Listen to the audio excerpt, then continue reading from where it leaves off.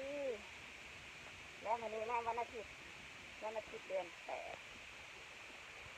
เก็บผักไปสวนหลังบ้านกันนะต้นกระถิ่นก่อนนะต้นกระถิ่นให้เก็บสวนหลังบ้านเก็บผักสวนหลังบ้านต้นกระถิ่นต้นนั่นต้นมะนาวอันนี้ที่หนึ่งสวนกับ16ในได้พี่น้องเด้อเพราะว่าเขาคนนี้เวลาหักสางค่ะสวนที่ปลูกผักหลังบ้านสวนขั่วอันนี้ใบยะนางภาษาไทยก็ใบยะนางสาลาใบยะนางก็เป็นในน้อยๆเล็กๆก็ที่อันนี้คือเ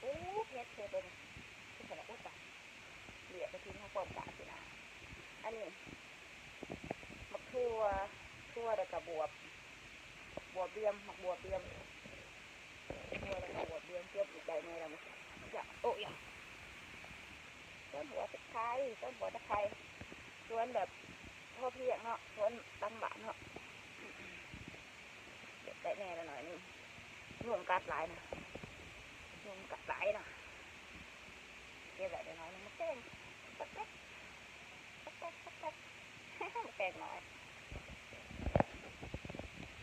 สวนหลังบ้านชีวิตของอเมริกาบ่มีดินหลายแต่ว่าดินน้อยๆนึงกับพ่อปลูกไปกินเล็กน้อยๆทั่วงากินปลูกขึ้นหัวอันนี้ต้นมะขะขี้นกอันนี้มะละขี้นกภาษาไทยเรียกมะละขี้นกภาษาลาวเรียกมะขะดูนี่นะเดี๋ยวจะต้องเก็บกินกับลาบไปแล้วอันนี้ดูหรือแมงลัก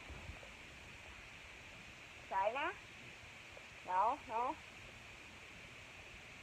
อันนี้แมงลักอันนี้ก็เอาออก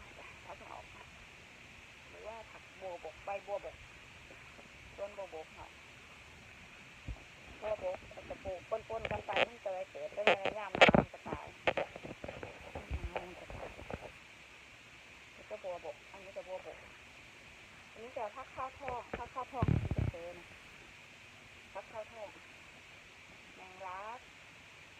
แล้วก็อันนี้มันตะไคร้ไม่ค่อยสวยโลงามอันนี้ก็อันนี้พริกหวานสวยงามนะงามอะไรสวนยอมล้างบาทโอ้ไม่ละไปซื้อใส่อีกทีสวนยอมล้างบาทเราพ่อได้กินพี่น้องเราพ่อได้ไปจืดคนอันนี้จะภาษาบาทเขาเอื้อนพัดกระหอภาษาไทยเอื้อนนิ้งเนาะอันนี้นิ้งพัดกระหอโอ้งามหลายแล้วทันทีทันโดนอันนี้ก็ผักขาดเอาไว้อมแกงอ่อมแล้ววันนี้ต้องตัดละวันนี้ต้องตัดแล้วตัดเอาไปลวกไว้ลวกเขาพิเศษไว้ต้องมีผักแปงว่าเขาผักแปงภาษาไทยเรียกกุ้ยฉายโอ้ยโน่นตุ๊กเลยนะ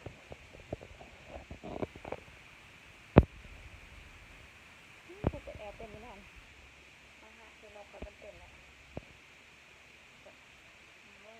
ไงมันแต่ว่ามั